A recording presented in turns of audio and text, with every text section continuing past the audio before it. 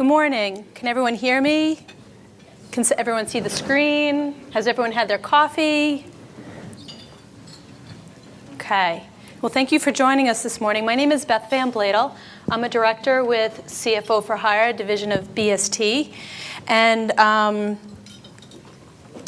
before we get started, I'd just like to run through some housekeeping items.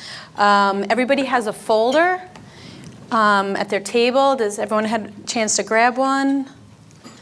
And on the table, there should also be some pens and also some cards. And I believe also an evaluation form. Appreciate you filling out the evaluation forms so we can get some feedback for our future events. For those of you who are excited to be receiving 2 hours of free CPE since it's almost October and we have 3 months to go, there's a sign-up form at the table that you checked in. Just please provide your email address and we'll email you the certificate. And these cards on your table. So what we're going to try and do today to try and keep us paced, make sure that we get everybody's questions addressed. If you could write your questions down on one side with your contact information, your email address on the other side. At different section breaks, Shannon is going to walk around, I'll remind you, and collect them. And what we will do is we will do our best to get to all of those questions during our program. But if we're not able to, that's why you'll provide your contact information. We'll follow up with you and get you an answer.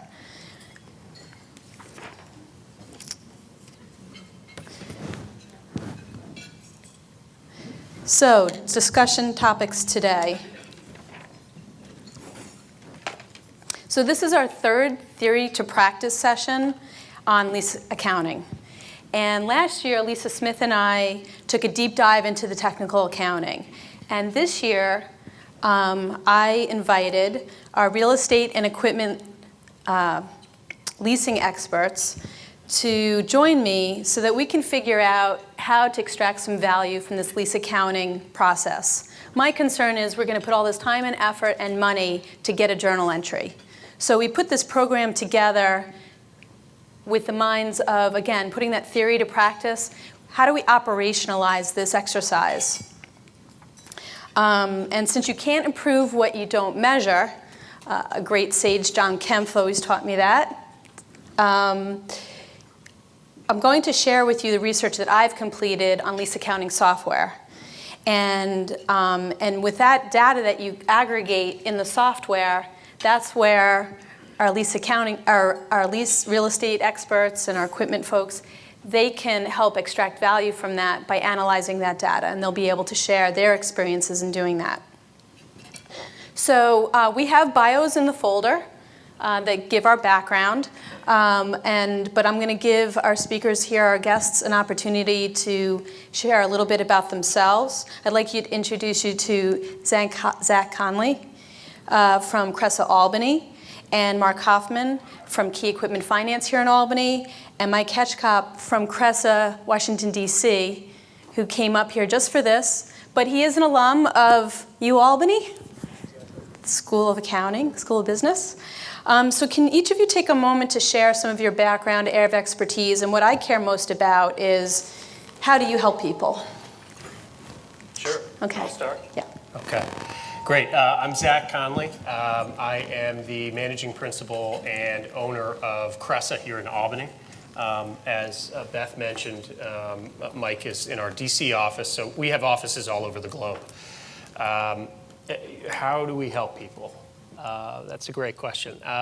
So I think probably the easiest way to think about our company is that we're like a corporate real estate department for hire, right? So just like Beth is a CFO for hire, we come into companies and work with them on strategic initiatives surrounding real estate. So that means a lot of things. It could be expanding companies. It could be consolidating companies. It could be companies who are, own a building and no longer need to own a building and need to lease elsewhere. It could be companies that need to redesign the interior of their manufacturing facility. So imagine if you had a corporate real estate department right down the hall what would you ask them to do? That's what you can ask us to do. So that's how we help people, I think is, yeah. I'm Mark Hoffman. I'm with Key Equipment Finance, part of Key Bank. I've been in banking for 30 years. I've been doing the equipment finance for a good part of 20 years. And I like to think of myself as helping companies be financially efficient with their working capital assets.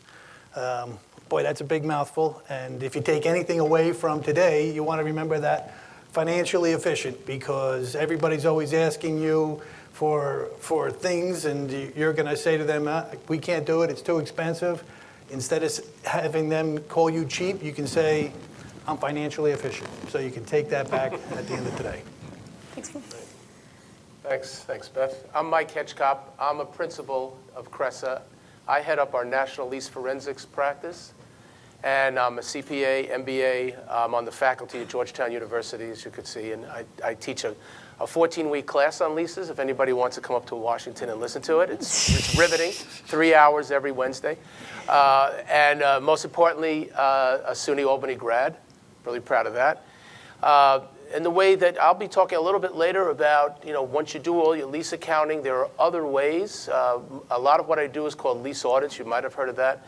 And I'm going to show you how that intertwines very much with lease accounting, and how, while you're doing the process of putting the information in, how you can achieve some savings with your current leases. Thank you.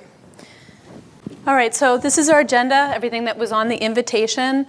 I'm going to kick it off with a very high-level lease overview, the lease accounting standard.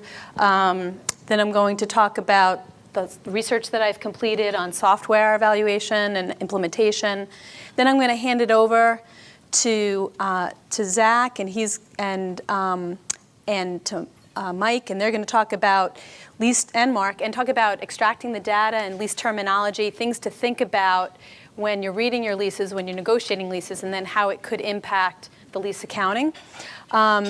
Then once you get that data into the software, they're going to talk about what you can do with it. And again, Mike's going to talk about lease auditing. And then Mark's going to bring us home with equipment financing considerations. So brief overview of the new lease accounting standard. So like I said, we already did a deep dive in lease accounting last year. So what I'm going to do is provide a quick overview.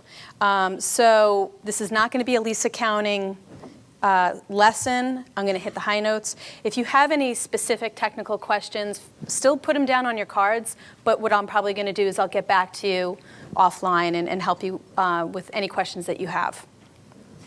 So what I want to do right now is just, because we're not going to be hitting some of the more detailed technical items, did pack your folders with some great stuff. Inside there's a side-by-side financial statement impact documentation. The lease accounting software companies, they have great collateral on their websites, and I just wanted to share some of this with you so you know that's another resource. Transitioning to the new lease accounting standard with sample journal entries. This is Account Lease, National Thought Leadership. So Account Lease is actually, it's an affiliation of some CPA firms, Cressa, Lease Crunch, which is one of the lease accounting software. And what they've done is they've come together and they're teaming up to work on lease accounting implementation. And they've put together some thought leadership, some great articles on how involved the process is. There's an article here about embedded leases, which we're going to talk about a little bit. And then there's also about how the new lease accounting standard affects common area maintenance. And that's going to tie right into what Mike and Zach are going to talk about when you're looking at lease terminology and how that'll affect. Account Lease is an interesting organization. BST is going to be affiliating with them as well. They're going to be a great resource. They've been doing lease accounting implementation for the past 3.5 years. They've been there, they've done it, they've learned a lot. So I think that'll help us a lot because truthfully, lease accounting implementation in the capital region, unless you're a public company, it really, we're just hoping it goes away. It did get deferred for a year. It looks like it's going to get deferred for a year. But that'll be helpful for us. So why a new lease accounting standard? Let's face it, how many of us, when we're negotiating our lease, do our very best to make sure that it doesn't get capital lease treatment and it stays off the books, stays off the financial statements? Well, that's one of the reasons. I'm actually completing my 3rd year on the private company council at FASB. And when I'm down at FASB 4 times a year, my job as a representative of the preparers of financial statements is to advocate for preparers and make sure that FASB is aware of the cost and complexity of implementing new accounting standards. The interesting thing about being on the private company council is there's 3 preparers, 4 practitioners, CPAs, auditors, and 4 users of financial statements. So that could be bankers, that could be private equity, that could be surety bond, and so forth. Well, the users of financial statements, they don't want to have to go dig for it. Mark has explained to us that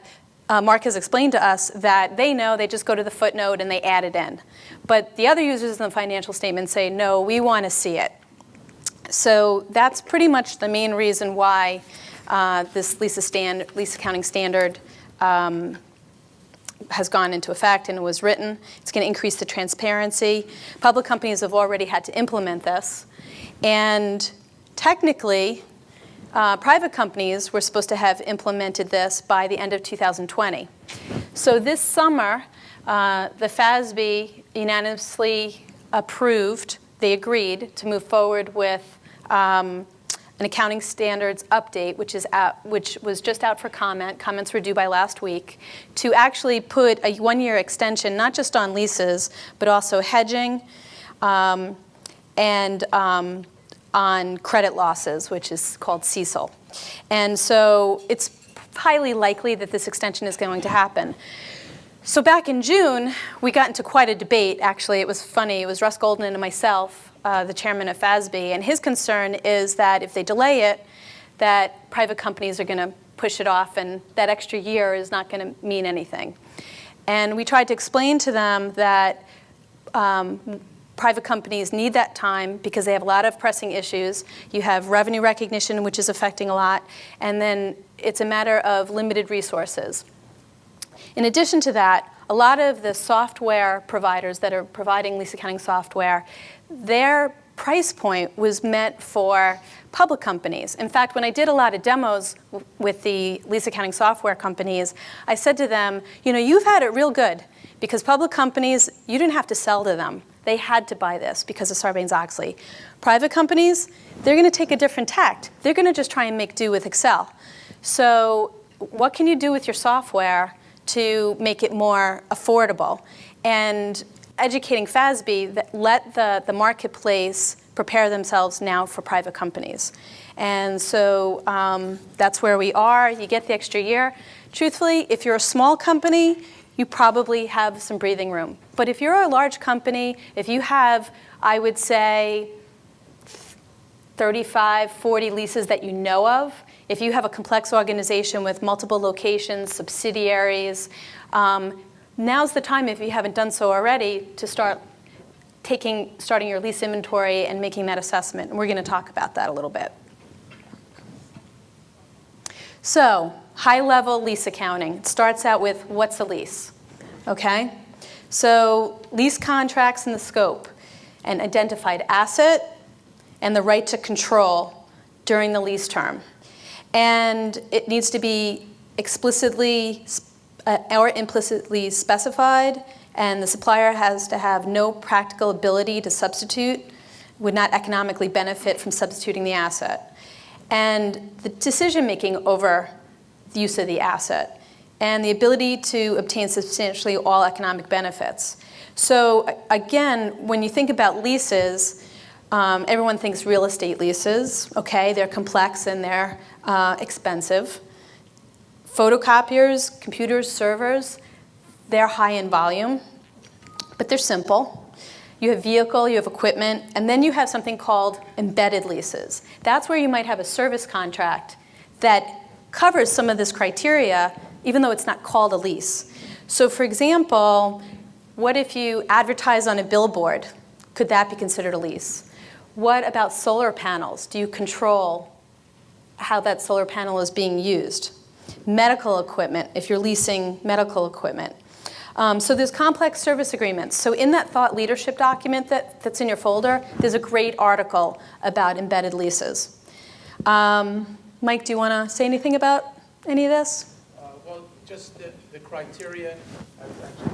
No one will be able to see this, but you can come up later if you want. There's a lot of, I carry this around with me in my pocket.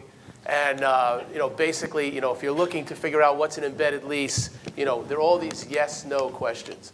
So I think that when you get to the point where you're going to go through this, you're going to need, just something like this probably sitting next to you to answer the questions that Beth was just talking about, to see, is something really a lease when you didn't expect it to be?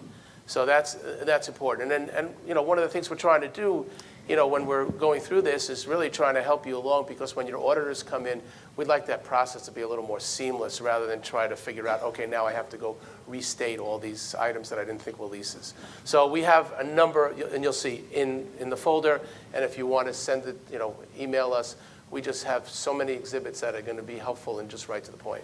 That's about it. Don't sit down yet. You love this next topic. Okay. Okay, so classifying a lease as operating or finance. So what's changed, Mike? Okay, well, what's changed is that, we all knew that originally, there were 4 criteria for capital leases. And you see, actually, the 4 criteria sitting there, 1 through 4. And what's changed in the new standard is they've taken away those, what we call bright lines. And you can see what's in the parentheses. Lease term is a major part of the asset's remaining economic life. 75% was eliminated. There are certain things that went on here that, to me are a little, confusing why they chose to do it that way. But it's going to be a little subjective to now determining economic life, as well as the present value of the lease payments, where we had a 90% requirement before. Those were eliminated, and those, but I think for most part, people will still stand within those guidelines and just work with those, even though they've been eliminated. The only one that was essentially added here was number 5, the capital lease, 1 through 4, but if it's a specialized nature, then it's also considered, a finance lease. I keep calling it capital, but now they're operating a finance. Somebody should have corrected me. Right? So right now, it's going to be a finance lease if it's a specialized nature. So again, these are the couple of things that, as silly as it is, are just sitting right beside me in a book of key concepts to remember as we go through this process, because the whole standard is a mere 400 plus pages. So unless you want to, sit and read it and keep going through it, good luck. But there are a lot of different things that we could provide you with that are going to make it easier for you to figure out operating or finance. And one of the things that I've learned, and I'll show you later on, I have screenshots from example lease accounting software. They have lease wizards that will actually ask you questions. Some of them are like the TurboTax of lease accounting, right? They ask you the questions, and then, boop, it tells you, you have a finance lease, you have an operating lease. So that's where it's helpful, and they'll actually even cite the sections and the codification, which is helpful. Thank you, Mike. So the new lease accounting standard, it's going to affect your financial statements, footnotes, and it's going to have financing implications. I'm going to cover now financial statement implications. Then I'm going to hand it over to Mark, who's going to talk about financing implications. Later on, we'll talk about the footnote disclosures, because I'll actually show you an example, which is a report that comes out of one of the lease accounting software. So thinking about how it's going to affect your balance sheet, think about your profit and loss metrics. They're going to change. You're going to have enhanced disclosure requirements. You're going to have to calculate the weighted average remaining lease term, the weighted average discount rate. Your debt covenants and borrowing capacity very likely might be affected. And decisions about whether you're going to buy or lease. How do you want to see that liability on your books? So moving on, when you look at the balance sheet, what's going to happen now is you're going to now be computing, starting with a lease liability, okay? And the reason why I have red circles, if you see a red circle, it means I'm going to, in the future, show you how you can get help with that, or where it's found in the lease accounting software, okay? So the first thing you're going to need to do for lease liability, it's the present value of your remaining payments using a discount rate calculated on the basis of information at commencement date. And private companies are going to have a choice. You're going to be able to either use your the implicit rate in the lease, the one that's available, or if you want, you can use your incremental borrowing rate or the risk-free rate. Okay, so how do you calculate that? What are the pros, what are the cons? We'll get to that a little bit later. So then once you have that lease liability, then you're going to now kind of build up your right-of-use asset. So you're going to start with your lease liability. You're going to add your unamortized initial direct cost. You're like, what's that? We'll cover that later. Any prepaid lease payments, accrued lease, deferred rent, because those are going away. And then that becomes your right-of-use asset. Okay, so now you're going to have this asset and liability on your books. And then what this slide is doing is it's showing you what's going to happen, the balance sheet, the income statement, and the statement of cash flows. So again, you'll have your right-of-use asset and lease liability on the balance sheet. Your income statement. So with your finance lease, which is formerly the capital lease, as Mike was mentioning last night, he was using the analogy of think of it like your mortgage. You have your principal and your interest. But with your operating lease, it's the single operating lease expense. And then as it flows with statement of cash flows, similar to the way it is now, you're going to break out your interest in your operating and the principal in the financing for the finance lease, and then it's all going to go into operating activities for the operating lease. And again, I have in the folder a side-by-side analysis, financial statement analysis, which drills in and has journal entries, and this way you'll be able to kind of spend some time with that tonight. I know you're not going to be able to put this down. So this I put together because, for me, I like to look at relationships, right? So years 1 through 3, both methods have the same liability, get amortized the same way. But with the finance lease versus the operating lease, they're going to get, what's going to end up happening is the $38,000 is the present value of the $45,000 worth of lease payments, okay? And what happens is, one of the things that I thought was interesting is if you look at the finance lease, the amortization expense, the $38,000, that's getting straight-lined. That's evenly, obviously, with rounding. But that right there is getting straight-lined. But what's getting straight-lined on the operating lease is the $45,000 worth of payments. That's your total lease expense. So your lease expense is even on your operating lease. But what's happening, you're more front-end loaded on your costs for the finance lease. So you're going to see more costs up front here. And of course, because of that, your amortization of your right-of-use asset is going to be different. So I'm hoping that analogy helps, because when I was preparing for this, I was just trying to figure out what's a simple way for me to show you the relationship. And for me, it's always like, okay, what's going to happen to my expense, and what's getting evenly straight-lined. So hopefully that helps a little bit. So now we're going to talk about the financing implications. And since Mark's the banker in the front of the room, I'm going to hand it off to him.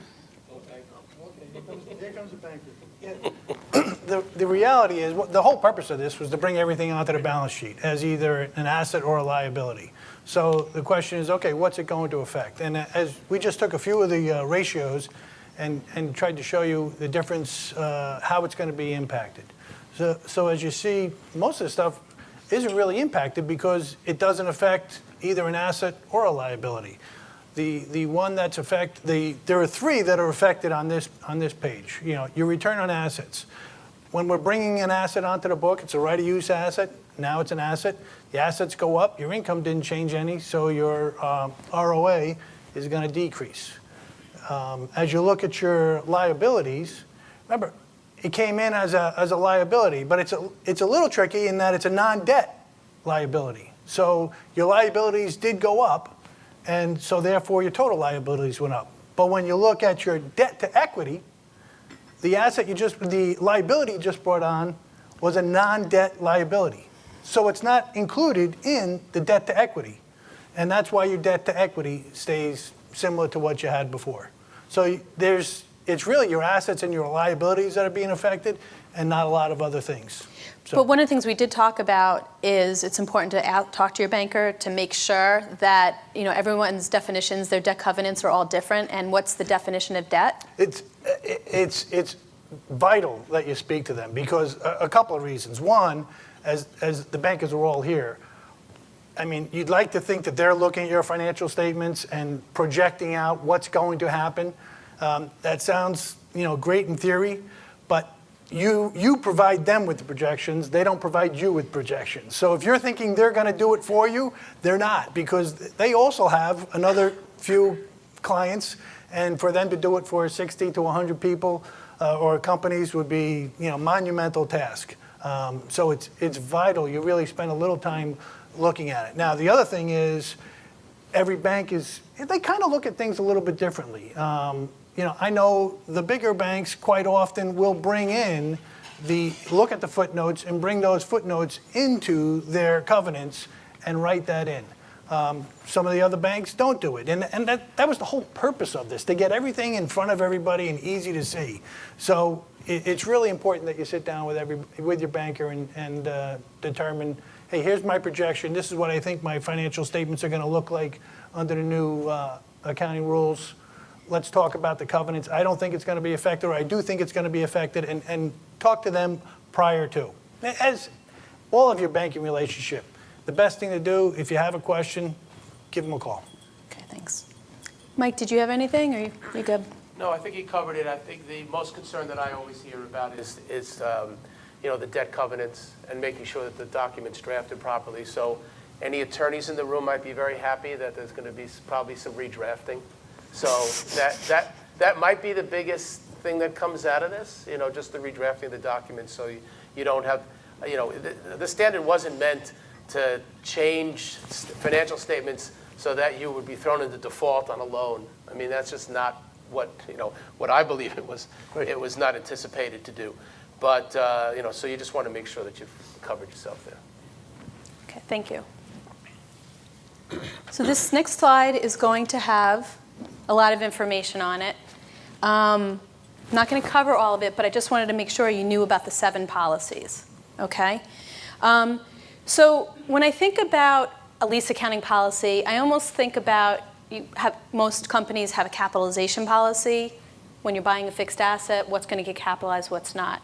So that's a good place to start, especially as it relates to working with your auditors, because as you're scoping out all of your leases, you might be able to aggregate certain leases in certain portfolios and then determine, based upon similar like capitalization policy, that it's not material, and that's something you'd want to work through with your auditor. But FASB, with this standard, has come up with a bunch of practical expedients to try and help, especially private companies, take some shortcuts so that they don't have to go to such great details. And so here are the 7 of them. And most importantly, again, we talked about short-term leases, less than 12. You can elect to exclude them. Policy 2, non-lease components, whether you want to combine them or separate them. And Mike's going to cover this. Again, we talked earlier when he talks about lease terminology. Policy 3, again, notice I keep circling discount rate. That's because I'm going to show you how in the software it'll help you. They'll provide policy templates to help you decide which rate to use. And classification, determining, again, those criteria, that 75%, that 90%, those, they got rid of them. You don't have to stick with them. But if you don't use them, you're going to need to document why. And the presentation, whether you're going to break it out on the balance sheet or you're going to break it out in the footnote. And the initial application date, whether it's full retrospective or modified retrospective. And Mike, you love this topic. I do. I'd see most people going modified retrospective, not trying to figure out what I had before, try to break it out, and try to break it down to the pieces that you need to. So I see most companies. I've been reading a lot of 10Ks and 10Qs, and you see that most people are choosing that modified retrospective so they don't have to go back and reclassify everything. I think that's what you'll mostly, if I was to give people advice, I would certainly do that. I would certainly try not to go through the pain and suffering, what was it before, and just move forward. And why you might want to go through those pain and suffering, let's say you have a future transaction coming up, right? Okay. Let's say you're thinking about private equity transaction, a sale, going public, and the comparative financial results are going to be important. Then you might want to invest the time now. But for most companies in the room, probably modified is a less painful way to go. And policy 7, the transition relief, what they're saying here is there's like a pre and post, January 1st, 2021, any leases that you have before you go effective, you can elect to say, I'm not going to reassess. So if I say a lease right now is a capital lease, it's going to become a finance lease. If today I think it's an operating lease, it'll stay an operating lease, but now it's going to have to go on the balance sheet.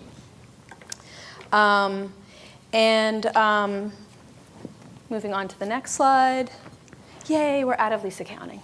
Now we get to talk about software.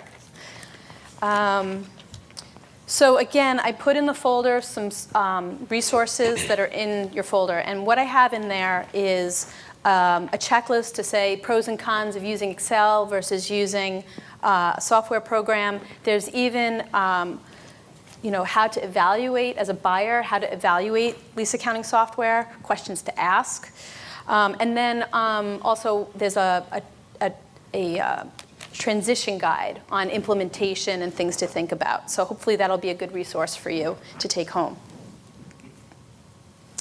So I put this slide here because that was my debate with Russ Golden in June. I don't understand he said, when we drafted the standard, it could get done in an Excel spreadsheet. I don't understand. Why does everybody need software? Tried to explain to him how involved it can be, how complex the calculations are, how you don't have time to go through 400 pages of guidance. You don't have the time. What about version and calculation control? And what about when the auditors come? They're going to need to be able to audit the calculations and so forth. So I basically left with him and said, listen, if you think it could get done in Excel, you make me a spreadsheet, and I'll share it with my clients. And I haven't gotten anything from him yet. So lease accounting software selection and implementation. So this was my criteria when I was looking at software. I wanted to know about the entry price.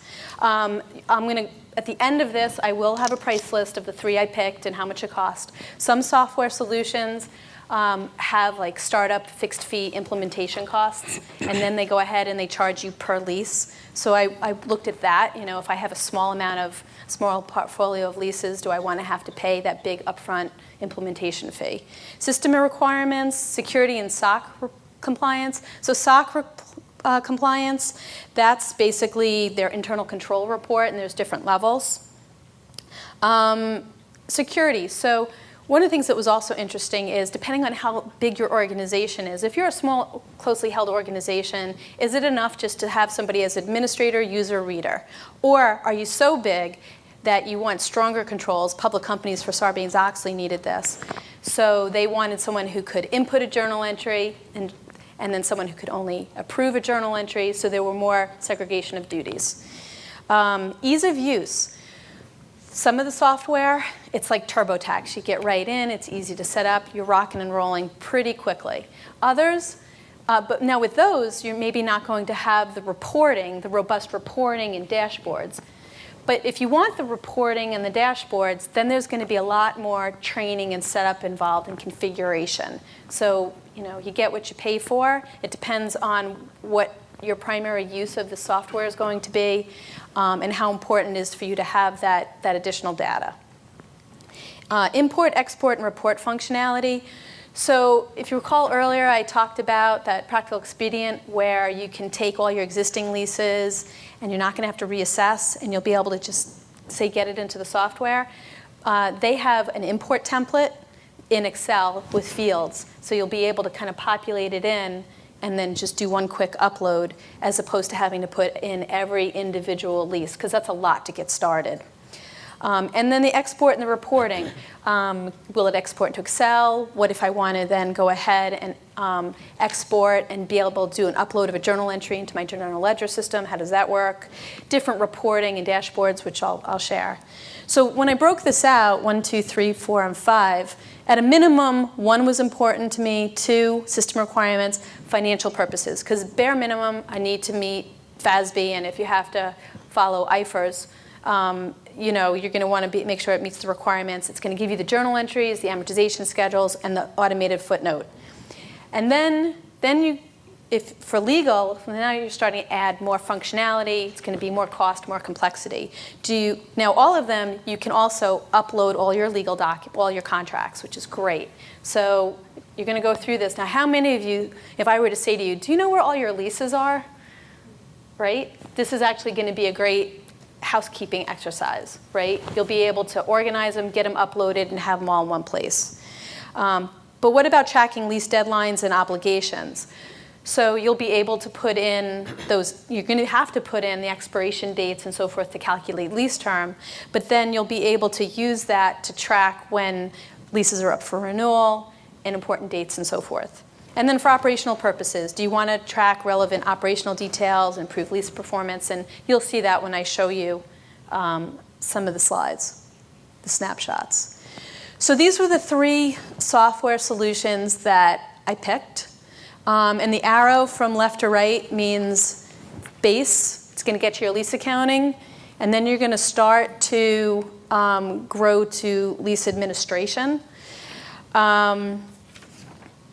And with features comes more complexity and more cost. LeaseCrunch is a solution that's actually built by CPAs and sold to CPA firms. Subtle plug, yes, BST has a license to sell it. Lease Query is also built by accountants, a good friend of Mike's, yes, and has some more bells and whistles. You have some more reporting functionality. So for example, with like LeaseCrunch, it's like the TurboTax of lease accounting, right? You'll be able to set up, get rocking and rolling really fast, really user-friendly, easy to go. And it'll give you everything you need for ASC 842 for the new lease accounting. What if you're more complex and you would like to get everything in there, but let's see it before and after? What does it look like right now under 840 versus 842? Lease Query has that, okay? LeaseCrunch, they'll give you your journal entries, your amortization schedules, and your footnote disclosure straight export into Excel. Lease Query, you'll see it on their screen, and you can export it to Excel. And then Lease Query will have some dashboards. It'll have more of that. They have like email reminders, critical date emails. You can plug it so it'll send an email to somebody with contact information. And what LeaseCrunch does is you have unlimited custom fields. So if there's critical dates and information that you want to track, so you want to put in a custom field for contact information, phone numbers, you just go ahead and you set it up on your own and it's there. And then it comes out in Excel and you filter it any way you want. So Lease Query's got a team of about 40 accountants on staff. And what you can do with like a Lease Query is you can go straight to them. And again, I included in the folder their information, so forth. They have great resources. Mike will talk about how their website has got great videos, webcasts, blogs, great resources if you're trying to educate yourself. But again, you're paying for that, right? Cressa is a lease channel partner of Lease Query, so they are also, because they end up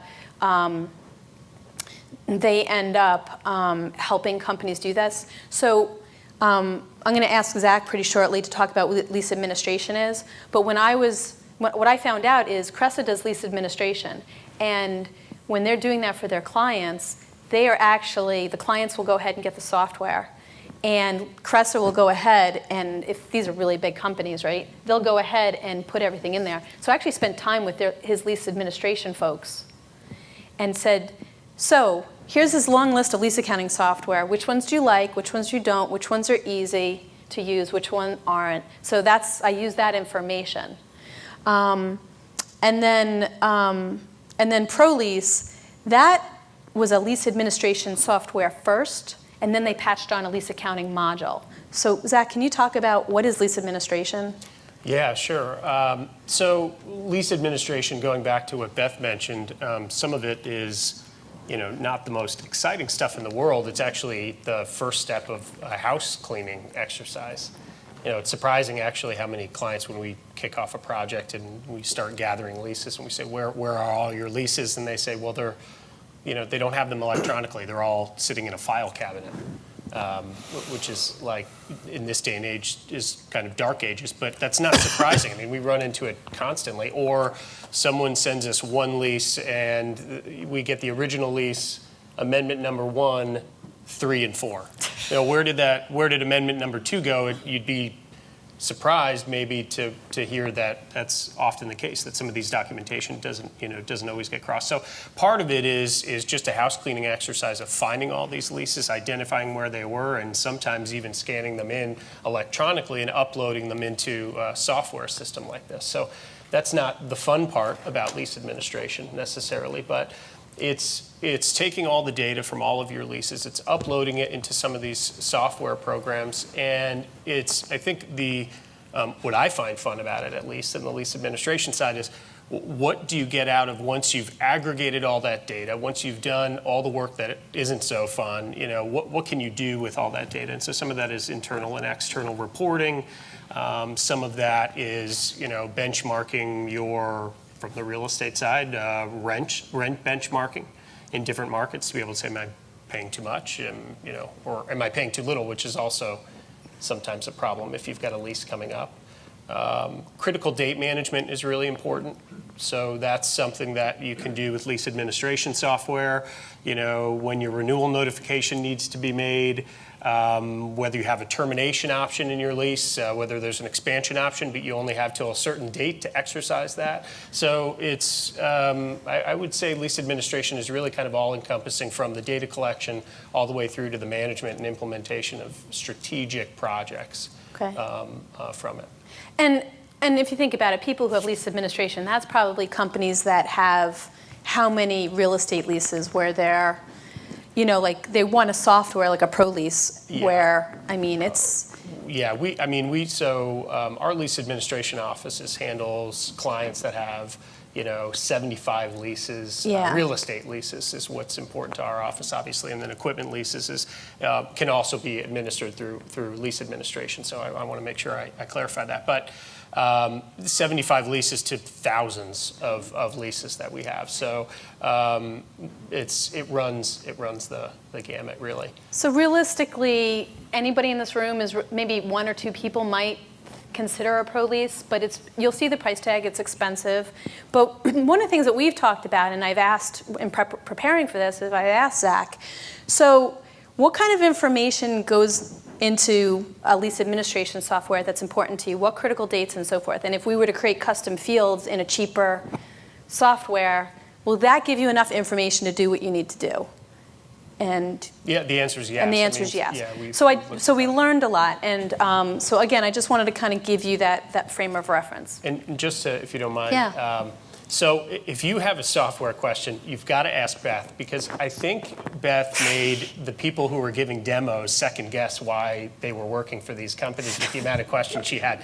So she digs real deep. She got in. She knows the intricacies of all of these softwares, and more questions than I would have asked, and it's great. I think she can be a good advocate to help people understand what software makes most sense for them.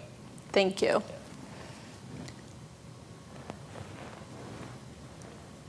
So key considerations when you're implementing. And again, there's that lease query transition guide that I put in your folder. But in my experience, what I'm finding is, what people don't realize is it's taking longer. So draft an implementation roadmap, breaking it down, that's going to be really important. Building a core team and educating. How many people really, truly understand the accounting guidance, and whoever's going to be reviewing the leases to determine if, and service contracts, is it a lease? Do they truly understand the criteria? So educate. We can help, but also, like I said, Lease Crunch, Lease Query, these lease accounting software websites, they have amazing tools. And we watched a lot of videos, read a lot of their documents to prepare for today. You're going to create a lease procurement and management process. So once you do this big inventory and you collect everything, well, how are you going to know from a completeness perspective when new leases get signed, new contracts? So what can you do to centralize that process? And again, completeness, perform an accurate lease inventory. Don't forget about service contracts, looking at embedded leases. Let's see, prepare a lease accounting policy. Look, I put it in red. That means it's coming. I'm going to show you where on the software support. You're going to configure your lease accounting system. This is something that I'm working on with a client right now. So many times when you're implementing a system, whether it be an accounting system and you're thinking, all right, for example, I'm implementing an intact accounting system right now. And we're doing the project accounting module, and you're thinking, I want to run P&Ls by division, by product line, by location. Well, how you configure that in the front end to make sure that you get the reports on the back end. So that's going to be really important to think through. I'm noticing that a lot of companies in this area have done a lot of acquisitions, and they still each company has its own different set of chart of accounts. Some of them are even on different general ledger platforms, right?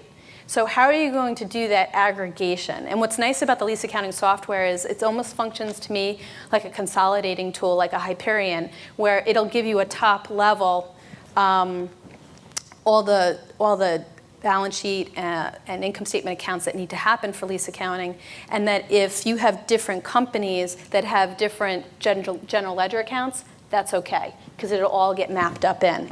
But you're going to want to think about that. How do you want to report? I have one client that, again, it's two separate companies. They consolidate two separate systems. They want to do standalone reporting and consolidated. So that's an exercise I think it would be helpful to think on the front end. Extracting the data from the leases, getting it in the system. You're going to want to review and validate, run parallel, make sure the calculations are working. Document and train your team on the process. One of the things that we talked about this week was the importance of an accounting manual. We were talking this week about how the decisions you make now, these leases are going to expire in 10 to 15 years. Someone's going to want to go back and say, what were the assumptions made in determining the accounting for it?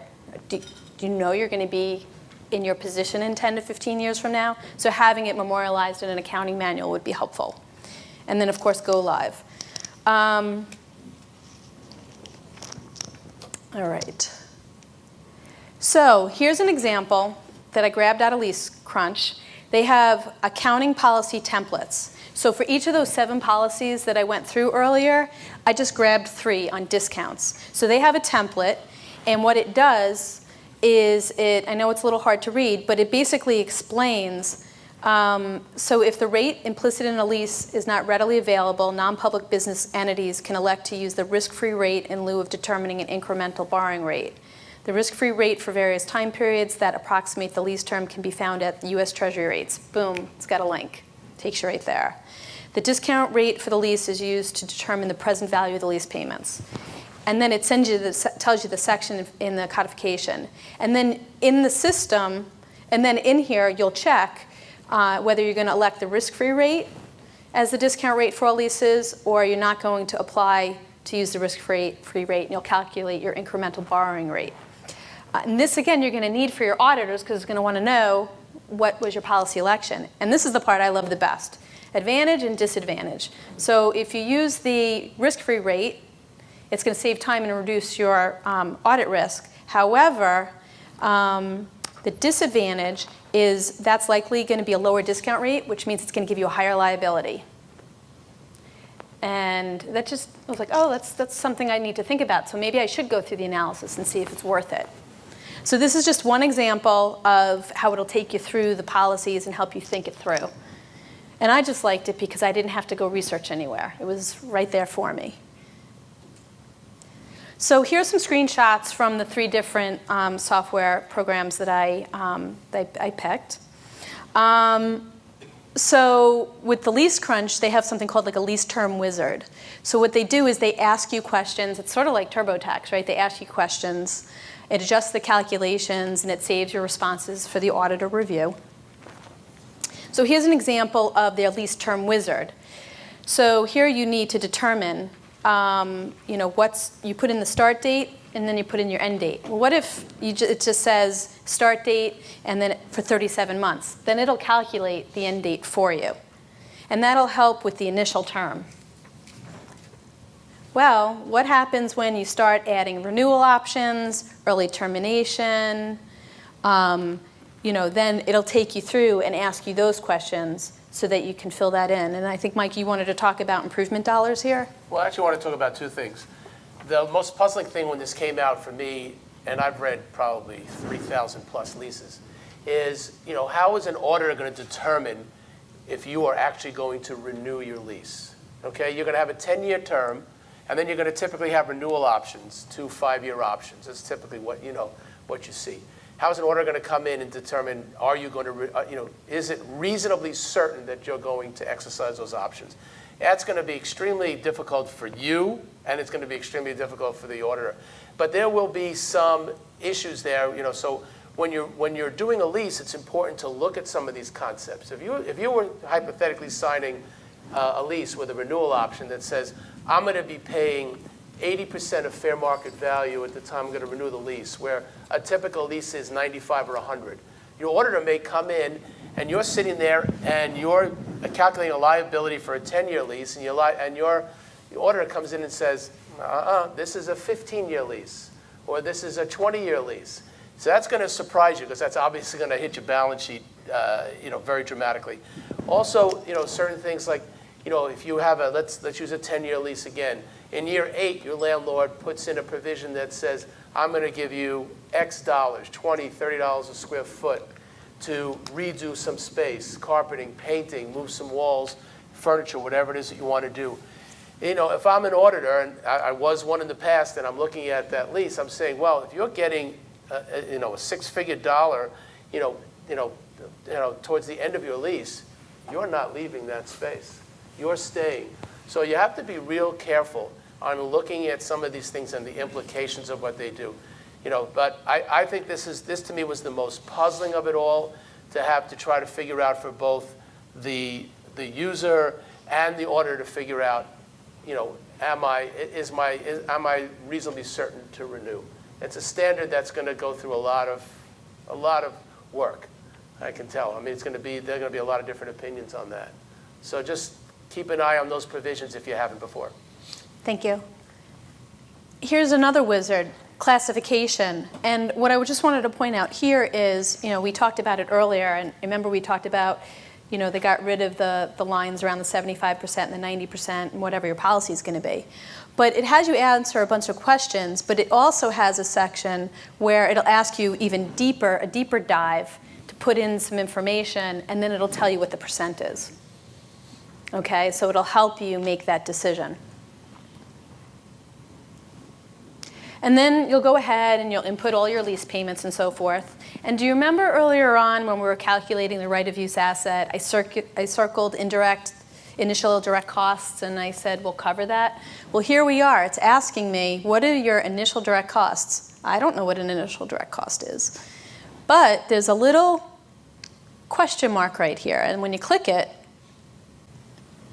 it tells you what it is, where it is in the codification, and then that'll help you determine what you want to put in there. Okay? So for those of you that want to know what it is, who wants to talk about an initial direct cost? I can do it if you want. Go right ahead. I'm going to have to go ahead and bring out my... I do want to mention one thing, that I'm not so sure that I agree with the fact that legal fees are not an initial direct cost. I think people go... Yeah, costs to get it. I think people go back and forth on that, because it says explicitly in here that that those fees are not dependent on signing a lease. I think for many, in most cases, legal fees are dependent on whether you're going to sign a lease. So I think that there are some gray areas here that will go through further changes over time. That's just my personal opinion. So an unamortized initial direct cost are only incremental costs, so only incremental costs are capitalized. So costs that would not have been incurred if the lease had not, okay, so costs that would not have incurred if the lease had not been entered into. For example, a commission paid upon the execution of a lease. So you wouldn't have had that commission if you didn't enter into a lease. So costs incurred prior to signing a lease are not considered. For example, costs associated with performing credit checks, negotiating lease terms, processing lease documents, and the lawyers. Okay, so that's where this can be helpful. Okay, here's the footnote disclosure. So it will go ahead and it will aggregate for you all that information to a lease note, footnote disclosure, because what's circled here in red is all the weighted average lease term, and you're going to have to do borrowing rate and all that. I know, Mike, you wanted to talk about this. Yeah, I mean, this is, when a lot of these softwares started and when they came out, the first thing they wanted to try to do was to try to calculate what's the right of use asset and liability. That was the biggest part of this. Then they decided, okay, now we're going to have to figure out what the disclosure is going to be. For most of you out here, for most of us, the biggest disclosure we saw on the footnote was a footnote for minimum lease payments. Okay, year 1, 2, 3, 4, 5 thereafter. I have a lease, a major lease in Albany, and that goes through 2023. That's about it. And you can see here, if you look through here, the footnotes and the disclosures have gone from maybe one paragraph on one sheet to what could be 1 or 2 sheets in your financial statement. And if you want to sit there, and again, this gets to where you're talking about Excel versus using a software package. If you want to sit there and you want to try to figure out the weighted average lease term, the weighted average discount rate, you know, I welcome you to do that. But I think it's just going to, you know, as you keep adding more leases over time, this calculation is going to get more complicated, more prone to error if you're doing it again on Excel rather than a software program that's already designed to handle it. And again, so what they've designed is the disclosures that are going to come out in order for you to put this on your financial statement, which, as you can see, are much more significant than the past. Thank you. So now we're going to move on to, so that's your base, that's your LeaseCrunch, your base. So all the other software have similar type functionality. Now with Lease Query, the next step above is they'll show you the journal entry on the screen, or you can go ahead and export to Excel. Then they have a dashboard, and on that dashboard, action required. It'll give you critical dates, what you've recently worked in. It'll have graphs, cost per square footage, asset allocation, and so forth. So it has all pretty good dashboards. And then we move to Prolease, an even more sophisticated dashboard. So that's where it'll be liability by segment, rentable square foot by business, properties by region, a whole portfolio summary. Can I just add something, Beth? Yeah, go ahead. Yeah, as far as these dashboards I think are going to be much better for your corporate real estate executive. Most of these efforts that are going on with lease accounting, when I'm working through with corporations, involve not only their real estate department, but typically the treasury or some of the finance functions. These are going to be more helpful if you're going to aggregate all this data. This is going to give you a great snapshot where your space is, when it's expiring. So your corporate real estate executive will, have great reports and probably look like a star. So these dashboards, I think, are more designed for them than for what we're doing with lease accounting, but the same information is going in. Here's again, Lease Query and Prolease. They have you put someone's email address in, and then people will get critical date alarms via email.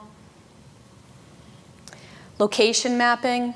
So like Prolease, they'll sit there and have these maps, so it'll pop out, where your geographic concentration might be. I'm almost to the end of this section. If anyone has any questions for anything that we've talked about and wants to give a card to Shannon, she's just going to be walking around. And then here's the last page of this section of the presentation. So this is pricing. So like I said, LeaseCrunch is your TurboTax of lease accounting. There's no setup and training fee, no import template fee. Minimum purchase of 5 leases, $150 a lease. So just to get started, it's $750 a lease. I'm sorry, $750 for 5 leases. And then volume discounts begin at $250. Where we're seeing that in this area is a lot of equipment, right? People are not realizing how many equipment leases they truly have. Then lease query, again, there's a lot more configuration and setup. When I did another demo with them this week just to refresh myself, and I said to them, so with that, remember I had talked earlier about, well, what if you have a lot of divisions and companies and I want to set it up a certain way? They kept calling it allocation. So it could be allocation in the sense of you might want to take a lease cost and allocate it across 2 different cost centers and so forth. I know we have some nonprofits in the room that have to do a lot of allocations, Claire. And but when I talked to them, they said, well, no, it's not something that you can set up. We'll have to do that for you, right? So there's just more complexity. You're going to rely on them. And then they actually charge for their import template. It's more sophisticated because in order to go into their system, it's going to require some of their hands-on. They have a requirement of a minimum of 85 leases at $84 a lease. So basically, just to get started, you're looking at over $22,000, $22,000, and then if you want the import tool, it just adds up there. Prolease, that again has a setup and training fee. They have a minimum lease of $25, but the per lease is $360. So right there, again, you're over $20,000 just to get started. One of the things that we were talking about last night, Mark had asked me a question about, we were talking about, well, wait a second, I have a lot of equipment leases. It's 1 lease, but there's maybe 50 pieces of equipment. So does that mean they're going to have to, is that 1 lease, or is that going to be considered 50? So I have a client that I said to them, listen, you have 250 leases. If you don't want to have to pay for 250 leases, they have 250 pieces of equipment, and they have about 25 leases. I said, if you want, you could just aggregate them and just buy 25 licenses. But that means in the comment section, they're going to have to list all the serial numbers, and they're probably going to have to, in Excel, still keep a list of what serial numbers go to that 1 lease that's in there. Well, what happens if the forklift breaks down and then you get a different piece of equipment with a different serial number? So they decided that they're going to go ahead and put all 250 in because they just want to use the system and be able to keep track so that if things happen with the equipment, they break down, there's changes and so forth, they just have to go into 1 lease record, and it'll be more streamlined for them. Okay, so I'm going to hand it over to Zach, and he's going to talk about extracting data from lease agreements and understanding lease terminology. Great. Oh. It's funny, when Beth contacted me, or actually Mike introduced us, Mike Etchkop from the DC office introduced us, and they both went to undergrad together, right? Not together. I believe. I was thinking about SUNY Albany. Well, they both went to SUNY Albany. I'm not looking to offend anyone Please, here. not together. She's much younger than I am. So they both went to SUNY Albany. So they connected us, and Mike connected us, and we got together, and Beth talked about this topic, this account lease topic, and I had some flashbacks. I graduated, my undergrad degree was in accounting, and I thought I wanted to be an accountant, and so I left school and I went to work at a real estate property management company. And like 3 months in, we had a misbehaving partner over here, right, in one of these entities that was owned, and we had a 30 property and company sales tax audit that I had to manage. And I said, I'm never going to do that. So it was like month 6, and I decided I'm not going to be in finance ever again. I don't want to do accounting. I'm not going to be an accountant. So it was a good, that was like thrown right into the fire there. But I was also excited about it because I realized that although this isn't I feel for all of you, because this is quite an undertaking that I'm not envious of you having to go through. But I will say the reason why I was excited about it is because in my everyday life, right, at Cressa, where we're working with people on real estate projects, and Mike alluded to this a little bit when he talked about the dashboards, is that for us, it's about the data that's in those leases that allows us to do what we do really well.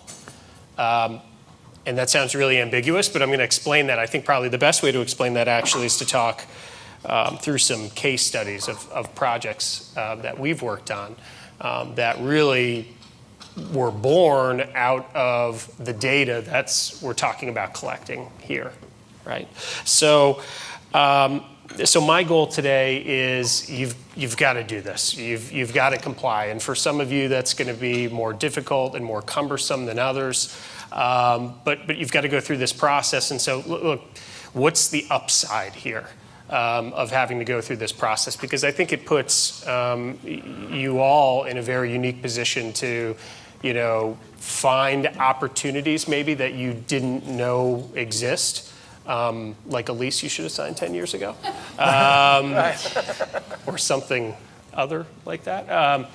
But before we jump into that, let me talk first about, there's different kinds of leases, right? And so for some of you, like John, for example, he looks at the 2 full-service lease and triple net here, John Wismont from BBL, he knows what those are immediately, and maybe many of you do too. But just quickly, about our market in general, full-service gross lease is often how you see most office space leases negotiated in this area, right? Or a form of that, they call a modified gross lease. And that is your base rental rate, the landlord's operating expense and tax base years that are built into your lease rate, which is insurance, common area maintenance, real estate taxes, as well as some TI, tenant improvements that might be built into that base rent.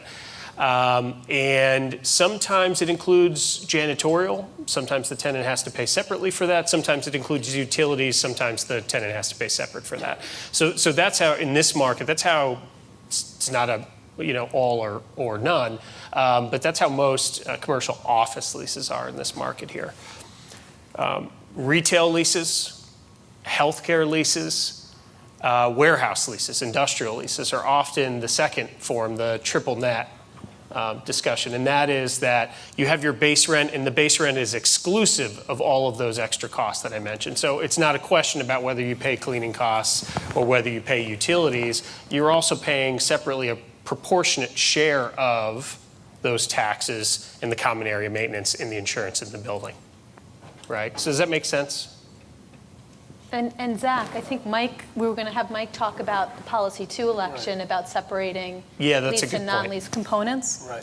You have the option, in the standard, to separate both lease and non-lease components when you're determining your liability. But again, in a lot of the SEC documents I'm reading, most are adopting the practical expedient to not have to do that. That's a daunting task. I mean, you don't think it should be that difficult. But if you have a $22 rental rate, full service rental rate, and you go back to the landlord and you say to the landlord, I want you to tell me what cleaning is. I want you to tell me what utilities are. I want you to tell me what taxes are and insurance, and break that all out. Easier said than done. I can tell you that, because these base years are established during your first year of occupancy, that number can change. So that becomes a very difficult task. And if you have 35, 40 leases and you're going back to 35, 40 landlords and trying to say, I want to separate out these non-lease components, you will not adopt this standard for the next 5 years. I mean, I can tell you that. I have enough trouble getting this done, in a couple of months for tenants. So you have to look at that. If it's not that important for you to do it, if your balance sheet, if it's not a big deal for you to keep your balance sheet with your full service rents and calculate the liability that way, don't go through the pain and suffering. If you feel like you have to, and you have a smaller number of leases, we should talk, because again, that's not an easy task. So again, the practical expedient allows you to say, I'm not going to separate those components. I'm going to move on, and I'm going to just include them in the calculations that I'm going to be doing. Of course, as you can imagine, if you have a full service lease versus triple net lease, triple net rent is much lower, so that liability would be less than a full service lease. But again, it depends on what you really need to do for your financial statement, and again, how much trouble you want to go through. Yeah, that's great. And I think Mark was going to talk a little bit about the tax lease and residual value for equipment. I just wanted to mention this real quick in that we're talking today about the financial side, but quite often people mix and match the operating lease and the tax lease going back and forth. Tax lease is really just for the tax books. The operating lease is more for the financial statement. So they're similar, but they're different. And it's good to keep them separated so people don't get mixed up between the two. And as I was talking with Beth about some of the, why is an operating lease an operating lease? The biggest driver to that, I explained to her, was really the residual value. You're not the owner of the equipment, the lessor is. All right, and we have to take some type of ownership in it, and that's our residual value. When you give us the equipment back, it's got to be worth something. In essence, we call it the residual value. So the larger that is, the easier it is to get it off balance sheet still as an operating lease. So not off balance sheet, on balance sheet, but as other debt liability, non-debt liability. And then also you explained to me, Mark, that when you're deciding between like the lease versus buy, and you're going to be talking about that a little bit later, that with that residual value, that liability on the books versus the debt on the books might be lower. Well, your liability is lower because you don't own, you're not using all the equipment. So, if it's a 25% residual and it was a $10 million piece of equipment, you're only putting $7.5 million on the books, as an example. So you're leaving that 25% as part of that non-debt liability. It's not included in there. So think about that. A way to manage that liability, look at how much you want to, that residual value to be, right? Well, you don't have a choice in what it is. We kind of figure out what it's worth. Come on, everything's a negotiation. The more we can take, the better, so. Beth tells you what it is. Okay. That's true. If Beth tells you it is, it is. It is. I've learned that. So, all right, let's talk a little bit about leveraging lease accounting software data through the reporting, the analysis, and I'll focus a little bit on transaction management because really that's kind of my forte. I'll explain what that is as well. So with lease administration, as I talked about before, there are opportunities here for you that I think once you've collected all the data and you've gone through that painstaking process, right, of collecting all the data, I think that there's opportunities for you to find, there could be cost savings opportunities, and Mike's going to talk a little bit about that in a minute when he talks about lease forensics and lease auditing. There is the data analysis. Let's say a bank that has branches all up and down the East Coast, looking at best practices, costs that are being expended in one branch versus another branch, and how can they, offset those costs and try to make strategic decisions about what they want to do with their real estate from some of the data that they're able to look at. Really this data becomes kind of a business intelligence opportunity for everyone in the room here. And then, as I mentioned, I think how do you take advantage of those opportunities that you have, as well as the internal and external reporting that these dashboards allow you to have. So this is just an example of some of the things that we look at when we're providing lease administration services. Probably the most important being critical date management, and that has to do with the fact that in order to create change, you need time. And so, to be able to have leverage in any negotiation, which is what most leases begin as, right? Some form of a negotiation is you want time on your side. And so, you'd be surprised how often time is kind of just not focused on all that much, and opportunities that are inside the lease to create leverage are missed. Right, so critical date management is important, and rent benchmarking. This could be that you have a lease coming up in the next couple of years, and you're interested in knowing how does this compare with either the rest of my portfolio that's here, or how does it compare to the market, which is probably a smarter way to look at it because every market's a little bit different.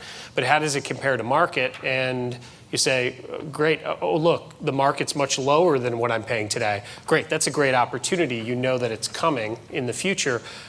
Even more importantly are those that you say like, wow, I'm paying a lot less than market. Yay, that's great, but look what's coming down the pike in a few years. There may be adjustments that are going to hit my budget that I didn't know were going to be there. So it allows you some forethought on these items. So for me, I think it's easier to talk about some of our projects rather than kind of the baseline facts about them. I think it'll paint a better picture of how we've helped groups. And as I mentioned before, all of these projects were really born out of the data that was extracted from the leases. So how many? Let me ask you a question before I jump into this. How many people in this room have just one real estate lease? Just one. Right. You've got a half a lease. Lease with hazardous waste. You have a half a lease. That's new and I've never heard of it. Okay, how about between like 5 and 10 leases or so, or between 1 and 10? Okay, all right. What about over 10? Okay, so there's a few. Okay.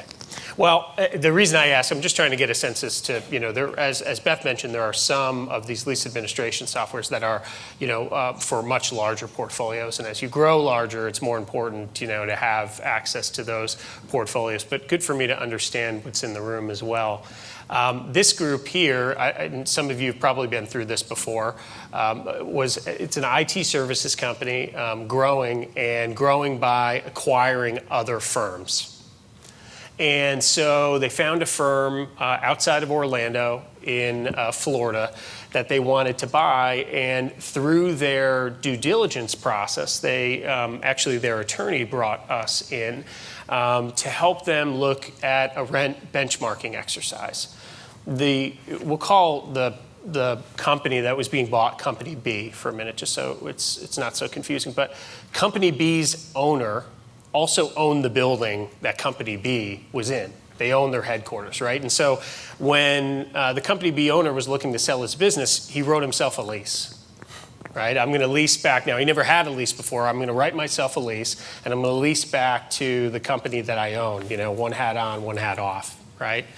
And so when he was looking to sell the company, he had just written the lease just in preparation of selling the company. And when our client came in, they had negotiated a price. They asked us to look at a price for the business itself. They asked us to look at the lease itself. And the purchase was all based on a cap rate, and a cap rate based on EBITDA.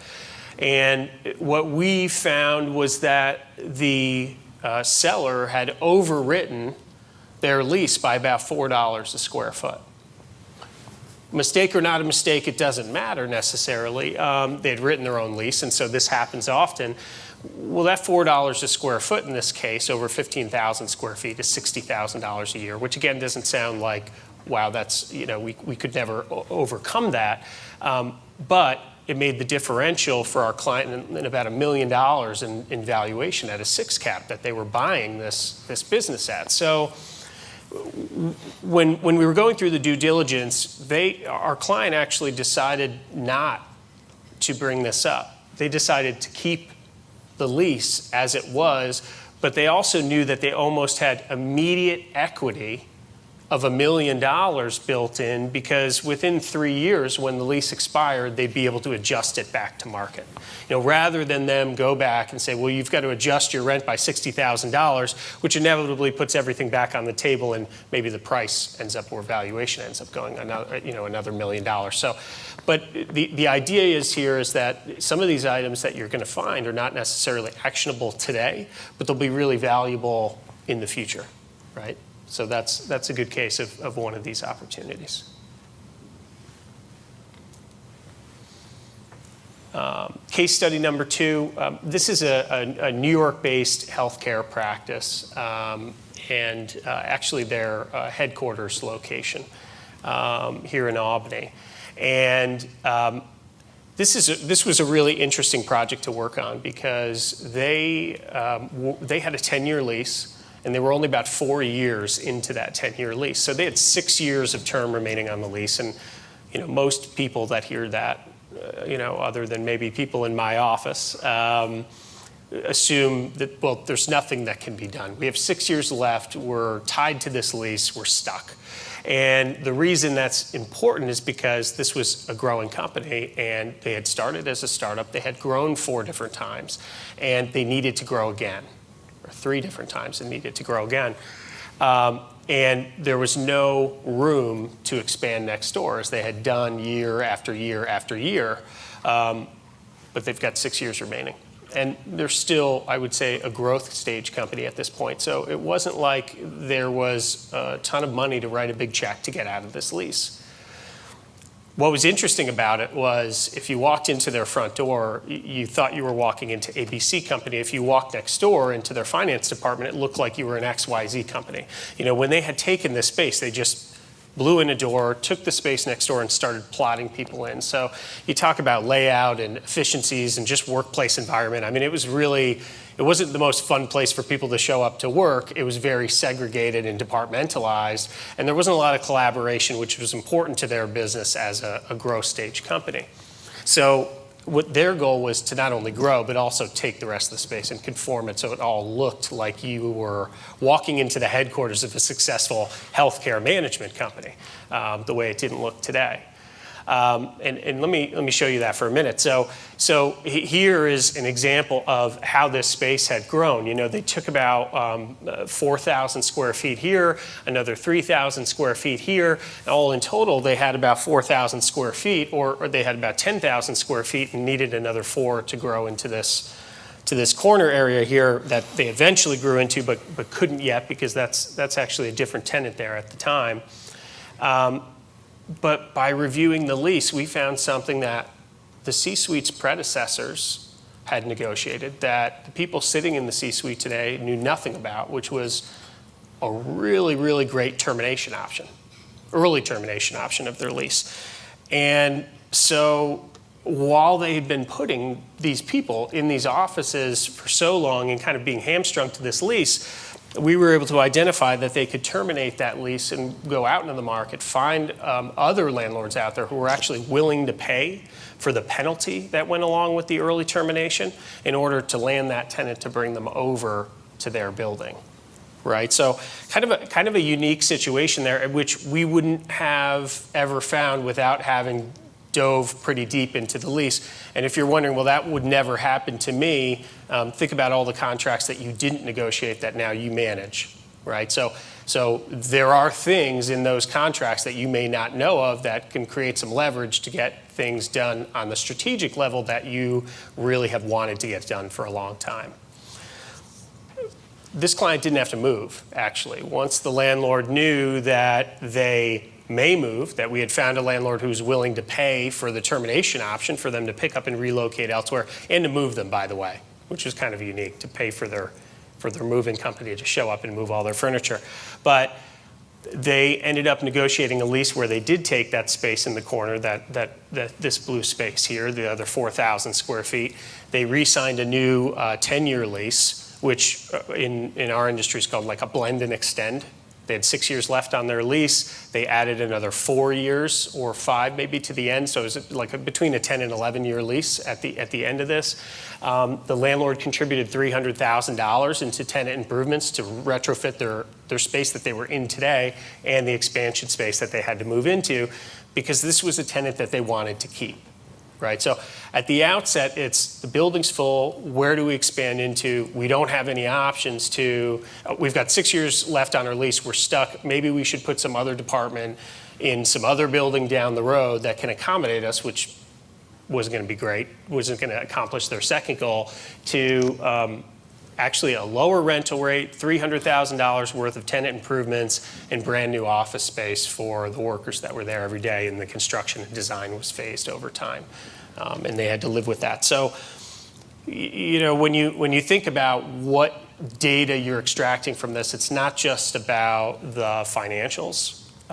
It's also about those really great options that either you or someone else before you may have negotiated in those leases that allow you to accomplish goals like this, right?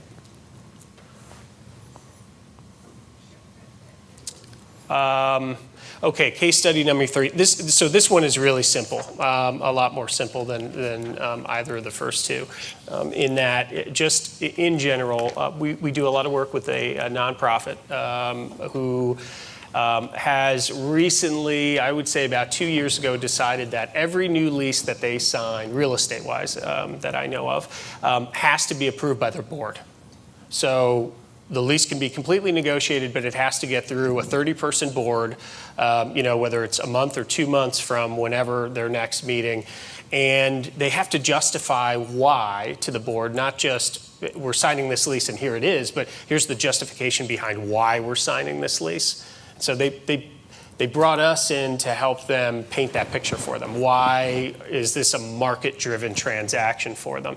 And you know what they've been able to do with this lease administration that we've provided them with is that they're able to use their internal portfolio to help justify their reasoning behind saying, yeah, this makes sense to do. They have their own business case, which I can't present for them. They have to present their own. But on the real estate side, they're able to pull this information like that. And so now their board's been able to vote much more quickly, not having to wait for the meetings, because they can send out these reports to their board members and say, here's the lease we want to do. We've been talking about it already. Here's the financials behind it. Here are the terms that we're agreeing to. You know, can we have a vote of approval? And, you know, they've cut about 2 months off and a lot of resources out of their processes that they were putting in before to try to figure out why are we signing this lease and why does it make sense to do that? So I think that's another opportunity that you may have if you have a portfolio or a number of different properties that you lease. Does anyone have any questions, any cards to give Shannon? No? Okay. So I think what's important here, and I want to turn this over to Mike, because Mike's going to talk about lease auditing and lease forensics. But I think that what it is here is that, look, you've got to go through this, right? Maybe it's an unfortunate situation. It'll be harder for some of you and not for others, but what's the upside that you can get out of it when you're there? And that's where we're able to help on the real estate side. And Mike will talk to you a little bit about lease auditing. My turn? Your turn. Okay, good. All right, thanks. Let's go through this quickly. Okay, so I tend to be a practical person, so when you look at this process, you're going to gather all your lease documents, you're going to gather your invoices, you're going to gather your true-up statements, you're going to gather all this information, and you're going to put it into the system. But I love the term garbage in, garbage out, okay? So if you wind up that, you know, you're putting all this information into your system and you're not validating it beforehand, you're missing out on a huge opportunity. So that's really where I talk about more about how lease forensics, I like to call it, sounds a lot better than lease audits. You know that's where that comes in. So if you're going to gather all that information, it's a good time for you to do it.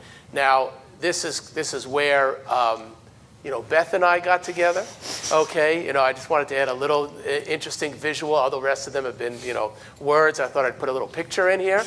About 7 years ago, Beth was working for a company, EYP, and they're a client of Cress's, and we decided in the DC office to take a look at the pass-through of operating expenses. Lo and behold, we found an error in the calculation. I think the initial savings were about $25,000. So let's say that that's really what started our friendship, okay? Also, and now, she's recently purchased a Spider, okay? It goes around town, so if you see her, so we're not just, these boring lease accounting, lease audit people here. You can see from here that there's a fun side to all of us, okay? I had to do that to Beth. Okay, so let's talk a little bit about some more substantive things. I'll skip over that because we talked about it. Okay, where do most of the errors come from? Okay, if you're in a building that has sold 1, 2, or 3 times, you're going to have mistakes. It's going to rise exponentially. Now, this is I come from Washington, D.C., so it's extremely vibrant there, where tenants are sitting in a building over a 10-year lease. They've had 3 owners and 3 different property managers. What happens? Again, this is the part that always amazes me. Again, owner A is going to sell to owner B.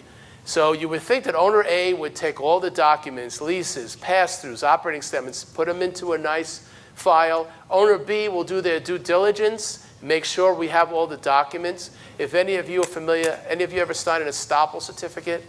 Okay, and that's where you would basically reaffirm to the new owner, here's my term, I'm in here, my security deposit. What just seems to happen, which is amazing, and it probably has a lot to do with how quickly some of these transactions happen, the documents just don't get brought over from owner A to owner B efficiently and completely.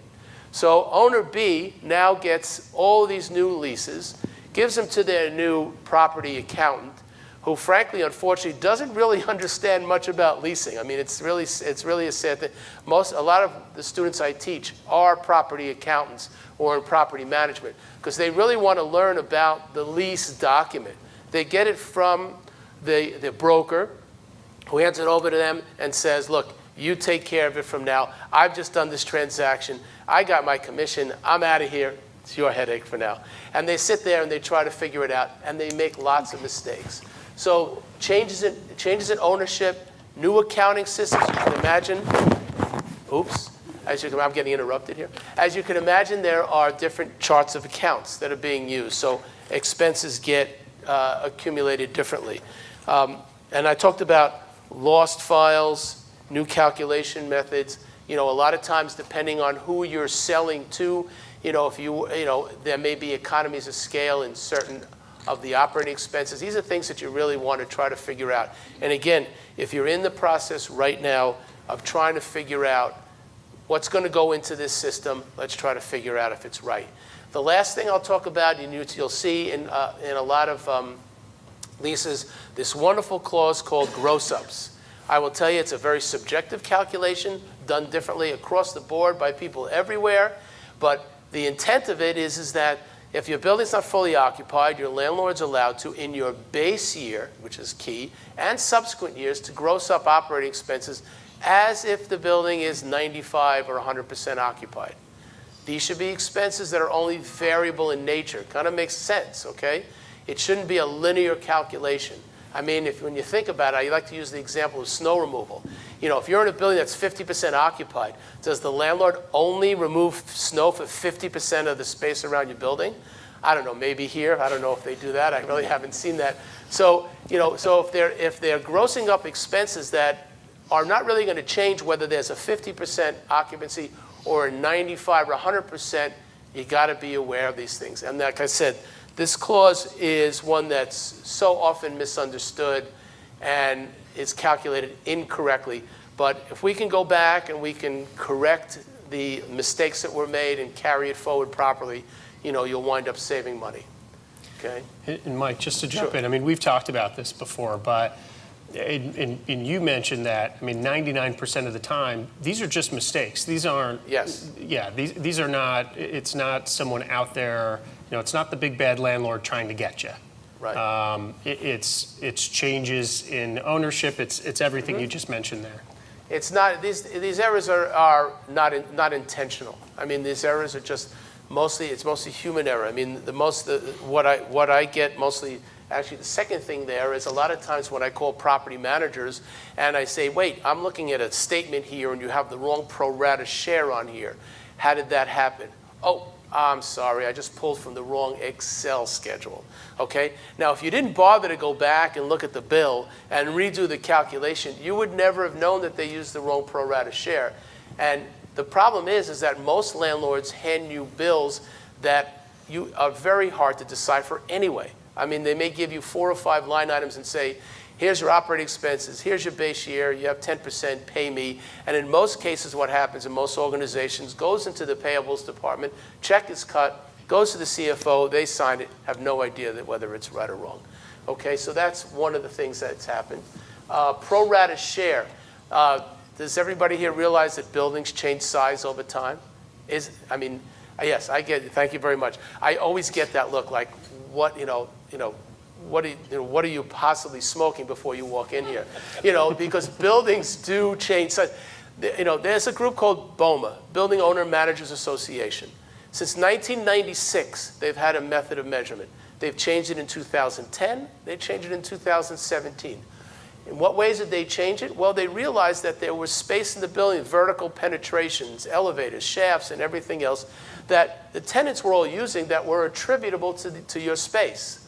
Okay, so they changed the way the buildings were measured, and the buildings changed size over time. I love this concept. No one ever really believes me when I tell them, but I have to show it to them, and I have to show them the different methods of measurement. But it does happen. So just think about that. In most leases, you have a stated pro rata share. This is my pro rata share of the space in the building. Okay? The problem is in most leases, it says I have 10,000 square feet, but from pages 1 to 60, it never mentions how big the building is. So how am I supposed to figure out what pro rata share is? I beat my guys terribly in my office whenever they show me a lease and say, will you take a look at it? And I say, where's the building square footage? Okay? Oh, I'm sorry. Get it in there, because otherwise I don't know what the pro rata share is, and the buildings change size. The other thing that I'll talk about is, the lease language is very complicated, as everybody knows. You typically have a paragraph that says your base rent is $20, escalates 3% a year.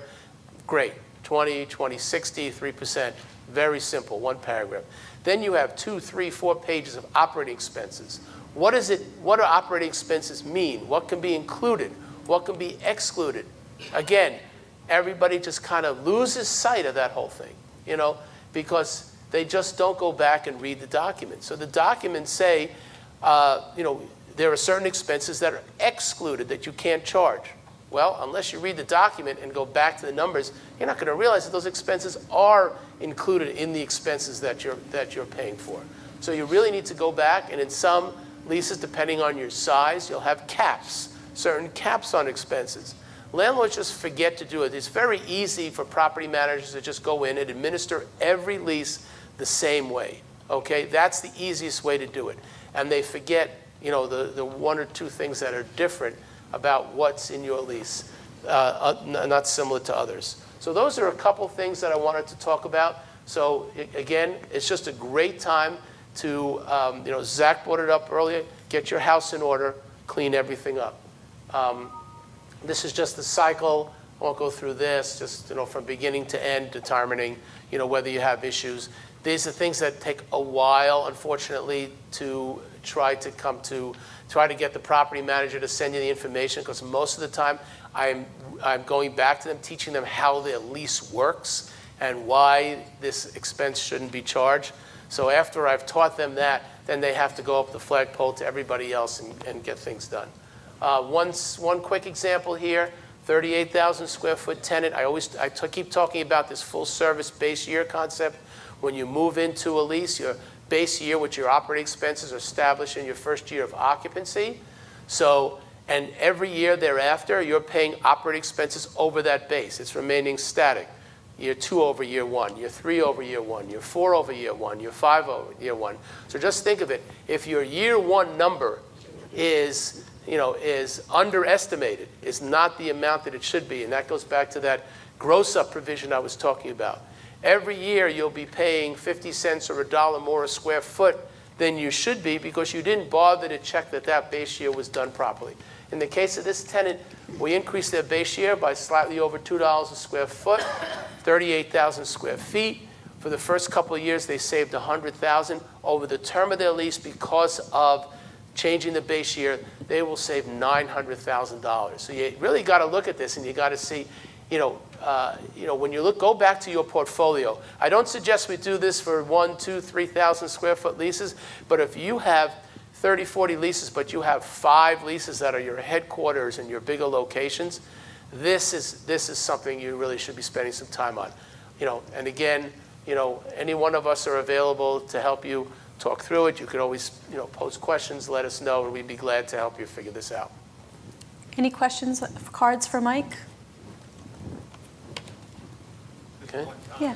Being on the real estate side, one of the biggest things to look at with a new lease is the audit period. Because a lot of the leases only have a 1-year audit period, so you want to catch it early. Otherwise, you might lose your right to challenge it. That's an excellent point that I should have brought up as well. You're right. Actually, in most leases, landlords are really smart, and they put in a 15 or 30-day period for you to contest, to say, I don't agree with it. If you're a big tenant, that should because just think about it. By the time you get that notification, hand it over to payables, get the billing in, that 30 days is gone. Okay, so you should be going for. I usually like to go for 180. I'll settle for maybe 90, depending on it. But you should go back to your audit rights, and your audit rights will say a lot of different things about who can perform it, and over what period of time, and how you can contest it. But thank you. That's an excellent point. Appreciate it. Thanks, Mike. You're welcome, Beth. So equipment financing considerations. Mark, you were going to talk to us about lease versus buy. With everything that we've just been talking about, should we be reconsidering our lease versus buy decisions? Well, this chart just shows you the comparison between 840 and 842. And when you see your capital needs, you're not getting a lot of change. And as we mentioned a little bit earlier, where you're really getting a change more in is in the financial reporting benefits. Because of your residual, your liability will be lower on the debt side, the non-operating debt. So your ratios will be impacted, but slightly. It's not a big, for the equipment side, I don't see it being a problem on majority of people. But you need to sit down, look at everything, and sit with your banker to understand it all. So on a lease versus buy analysis, that's more going to the tax side. But on a lease versus buy analysis, when you start incorporating the tax implications, we're finding more people are leasing their equipment than they were previously. Why? Because the tax rates are down. It's not as beneficial. You have a limitation on your interest expense, 30% of your EBITDA. So if you have a lot of interest expense, you can't use the full deduction there as well. So it's opened up a whole new questions for people of, hey, should I really be owning this, or should I be leasing it from you? So I've seen my lease business, tax lease business, whatever, operating has increased 20% in the past year, and we expect it to get even higher. So, Thanks. So before we have some time for questions, but before we do that, just some housekeeping. Again, there's evaluation forms on your tables. CPE, sign out if you need anything. And also, Shannon made a beautiful gift basket out there. Wow. And I think she's going to walk around, and if you want to drop a business card, we already have your contact information. I promise we won't put it in any restaurant bowl or anything like that. But if some BST goodies, feel free to fill up the basket and we'll pull a card. And thank everybody for coming. We hope this was helpful. Again, our contact information is in the folder, lots of brochures and things. But just consider everybody here is a resource. I learned a lot. I want to thank you for coming today, working with me on this presentation. Mike, thanks for coming up. No Really problem. appreciate it. No problem. Great. Again, you can either ask questions now or talk to us afterwards. We'll leave it up to you. Can I add one thing, Beth? Yes. Okay, that we also talked about. You know, when this initially started coming out, I think it was 2010, I mean, or even before, when they were trying to get this standard out. I mean, it took quite a bit of time. I was running around my office, sky is falling, and nobody would listen to me in 2010, you know, and they were right, because it didn't come out to 16. But the initial reaction in 2010 was, oh my goodness, everybody's going to do a short-term lease so that the balance sheet doesn't get exploded. Everything's going to turn to 3-year leases. All real estate companies are going to lose out. There's not going to be any deals to be done, and they're going to be short-term leases. And I said that, you know, I said that would be the wrong thing for, you know, for a company to do, because, you know, I didn't think that the standard was designed to change how you would do your leasing. You want to get the best economic deal possible. You want to get the most improvements, the most free rent, and everything when you're doing your deal. If you were to let this standard drive how you did the deals and you did short-term deals, you'd always be back in the market, back in the real estate cycle every 3 years, you know, and you would lose out on the concessions. So again, I don't think that FASB designed this to change our business, but, you know, just don't, best economic, in my opinion, best economic deal first, and let the accounting go, you know, take care of itself afterwards. Mark, Zach, any other closing items? No? Okay. And I also forgot to mention that for any CPAs in the room who need some CPE that's not too expensive and really good topics, BST is going to be hosting the satellite webcast location of the Business Industry Conference, the New York State Society CPA conference that we do every year on October 16th. And on the back table there, we have information about that. All right. Okay. Okay, we're good. Go pick. Frederick Wanning. All right. Fred, you get the basket.